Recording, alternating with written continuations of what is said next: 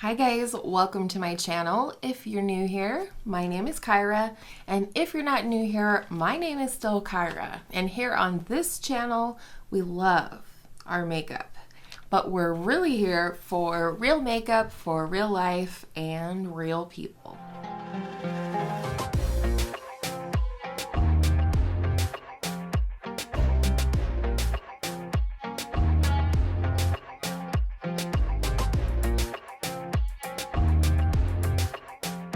Excited to do today's video, and it seemed like from the comments on my previous project pan tip video that you guys are really excited for this video as well. I hope that I did the topic justice, but if you ever have any questions, leave them down in the comments below and I will do my very best to answer them for you. So in my last video we talked about how to start a project pan, and today we're going to talk about the option of keeping track of your project as well as your progress. It should either add interest or fun to your project, otherwise, why do it? So the first way to track a project pan is good old pen and paper. And this is how I used to keep track of my project pans. I had a notebook similar to this. This is my YouTube notes notebook, however. So let's pop over really quick. I'm going to show you just an example that I wrote out here in my notebook and what that might look like for you, just so you can have a visual. I myself am a very visual person, visual learner, so hopefully that's helpful. So this is your example of pen and paper. Right here, this is what it might look like for a couple of different types of products. This is how I originally kept track of my project panning progress. So for example, let's say in January of this year, I put some kind of cream blush into my project with the goal to hit pan. I would tally over here my number of uses every time I used this product. I would put a tally mark in my notebook because I'm the kind of nerd that likes to know how many times did it take to hit pan on something, how many times did it take to finish something. This is how I would do this, and I would also take progress pictures, which I will also talk about. The second product here, we'll say I put it in February. It's some kind of a powder bronzer. I first would make a goal. In this instance, I made a goal to use 2 grams of the product. And this is only if you want to weigh your products. It's not necessary. So I would definitely track the starting weight of my product. Let's say it's 27 grams. And then I would leave a space, or make a space for each of the months in the year so that I can go ahead and start tracking my progress by way of weighing it every month, so I can see those numbers go steadily down. But I also like to do this for just a lot of my products, weighing them and keeping track of the weight. Again, I think it's interesting. I'm a numbers person when it comes to this kind of stuff anyways. Let's say the goal was not to use 2 grams, it was to hit pan.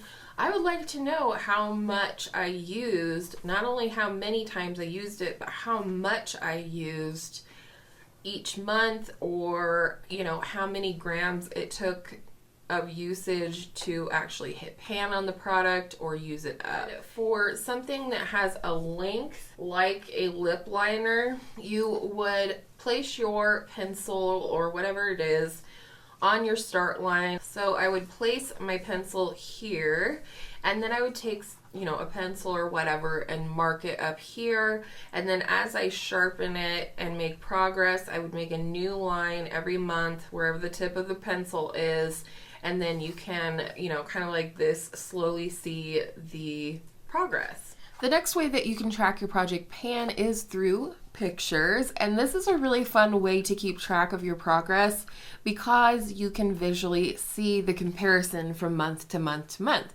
In fact, even if I wasn't presenting my project pans to you guys here on YouTube, I think I would definitely continue taking pictures. I'm going to put an example up on the screen here of how I like to not only take pictures of products, but how I like to do kind of like a collage of the months past of the same product so I can visually see that progress. And even when it feels like I've been using a blush for 10 months, I can look at the pictures and see how much progress I've actually made. And that can be very encouraging to you to continue on with that product and or the project. And it's just, I don't know, it's something I definitely suggest. The third way that you can track your progress and or projects is on your computer on a spreadsheet or on your phone on a spreadsheet. And this is probably the next best thing to pen and paper, especially for those who like to do everything on the computer or on their phones. And for me, I use numbers on my Mac. I have an inventory and I highlight the products that are in projects currently in a certain color. I think this year it's green. And then I also have it noted which project each of those products is in. And for me, it's more just about seeing category by category what I have in projects versus actually tracking my progress. I'm very much a pen and paper girl. I do spreadsheets specifically for inventory, just to keep track of everything that resides within my collection. Spreadsheets can be very helpful, and if you are familiar with spreadsheets, I'm sure you would easily come up with a spreadsheet in order to keep track of progress. And then probably one of the most fun ways that you can keep track of your projects and or your progress is bullet journaling. And this is something I started last year, but I did purchase a brand new bullet journal for this year, or starting with this year. It will take me many years, I think, to fill this up. I will link the kit that I purchased down below. I bought the same kit for my daughter and she's loving it too. Although she's not a project panner, she's just like tracking her mood, tracking the weather, all kinds of fun things. For me, this is more functional. I do kind of doodle and whatnot in mine. I think compared to what I see online, it probably looks like a kindergartner made this bullet journal, but that's not the point. It's just more about the fun and organization of the bullet journal in reference to project panning. I'm going to turn you guys around and I'm going to show you what my bullet journal looks like currently and how I am tracking that this year, so you can see. Again, if you have any questions, let me know down below and let's take a look. All right, let's get into the bullet journal. I know a lot of you are excited to see this, and I'm excited that you're excited. So again, this is just a bullet journal that I ordered on Amazon. You do get a table of contents or index where you can track what you have on what pages. So my first 4 pages are my wish list by season or by quarter. So this is for winter. I have this page, which I honestly don't know what I'm going to do with. Maybe, you know, +1 or -2 or whatever it is each month. And then I have written in here my goals on kind of what I want to use up this year. I have this spread for my new in and my empties products. I'll probably have to do another spread before the end of the year, but that's where I'm starting. And then this is my first project pan page. This is for my rolling 2022 project all by myself. My goal is to have 3 usage goals and 3 progress goals, as well as to finish 1 product in every category. So for example, right here we have my Marc Jacobs Omega bronzer. The goal is to hit pan on it. So what I've done here is made my little grid, and then I've marked, you know, the first letter of each of the months. I want to track my weight. So this was my starting weight in January. I want to track my uses, and then I always leave space for notes if I need to make extra tally marks, or let's say the goal was to finish it. I might note over here when I hit pan on it. Same thing for here and here. The goals are to finish and hit pan, so I'm tracking the same things. My first usage goal for this year is my Hourglass Veil Translucent Loose Powder Mini. And my goal is to use it 50 times, so I just wrote out 1 through 50. Maybe not the most efficient way. I'm crossing them off as I use it. In fact, I used it today and I haven't made my mark yet.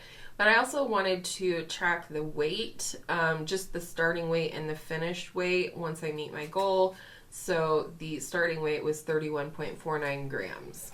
And then back here, the last 2 usage goal products. One is a powder blush and one is a powder highlight. And on both of these, I have the goal to use them 20 times. So I just made a little box grid here where I can put an X after I use it each time. And then in the notes, I again put the starting weight so I can again weigh it at the finish to see if I made any progress. And then with this type of a layout, I just go month by month. So in February, you know, if I reach one of my goals, which is possibly not likely, maybe one of these I could finish, then I'll go ahead and add products here if I so choose. For each additional page beyond my original spread, I just did a little, you know, matching sort of decal thing. It was a stencil, and I just did that so that I know that all of these pages here are meant for my 2022 project pan. And then back here I have like a sticky note. I'm writing products here that I might want to roll in at some point. This one is Partners in Cream, and again I have 3 usage goals and 3 progress goals. The 3 progress goals are my Bare Mineral Bare Skin Serum Concealer I want to finish. Same with the Complexion Rescue, and I want to hit pan on my Honest Beauty Creme Cheek Blush in Rose Pink. So those all look the same as what you would have seen in the 2022 project. And then again, e.l.f. Putty Bronzer, the MAC Amplified Creme Sweet Mama Star Lipstick, and my RMS Glow Quad all are usage goals. So I did that here for those 2. And then for something like this, so here's the actual product. It is a 4-pan cream luminizer / bronzer little palette here. So what I did to track this is I actually drew a little grid that looks like the pans, because my goal is to use each shade 10 times. In order to keep track of that better, I decided to do the little grid and make my tally marks in here for whenever I use one of the shades. It's really all what you want to do, how creative you're feeling, all that. So for this one, I had started my 2-page spread with this washi tape, which also came in this kit along with some pens and stencils, etc. So each of the remaining pages that I wanted to reserve for this project have just a little corner of washi tape. And then this one is sort of a work in progress. And I'll tell you what I did, and I'll tell you what the flaws are so that you can maybe improve upon this and share with us. But the next project, the last project for this year for me, is my Big Fat Eyeshadow Project Pan, in which I'm doing pan that palette, pan in every palette, and pan those eyeshadows. This is my pan that palette. It's the Tarte Clay Play Volume 1. So what I did here was, again, I kind of drew a grid, but I drew it and I numbered it how it looks in the palette. So this is what the palette looks like next to here. And I just thought it would be easier. Again, I have the shade names on here, but I also have them numbered. And I have on this page the area where I will tally how many times that I used each shade. And then I left kind of a big area over here for notes. The only downside, I think, to this layout is that I feel like with certain shades especially, I'm going to run out of room to tally, For example, the Solstice shade or maybe the Onyx, the black, because you would use so little of that black at one time. I might run out of space to tally, but we'll, you know, cross that bridge when we come to it, if we come to it. And then I just put the boxes here so that visually I could see, you know, I can check them off as I do hit pan on those. And then the next part is the pan in every palette, and again, this is flawed. I think anyways. I don't know. I don't think that I needed to do this. I think all I needed to do was this, because ultimately I'm really only officially working on one shade, which is the shade Juno. And I did use this yesterday to do an entire eye look. So you'll see I did use this shade and this shade once. So I think this is sufficient. I didn't necessarily need to draw the diagram up here. So anyways, pan those eyeshadows. My goal is to hit pan in one shade or to use it 20 times if it's a new palette, which this one is. But again, I have the diagram for this palette, and then I have it written out down here so I can track how many times I use each shade, even beyond, you know, the shade that I'm sort of working on. I wrote out all of my eyeshadow palettes here, all of them.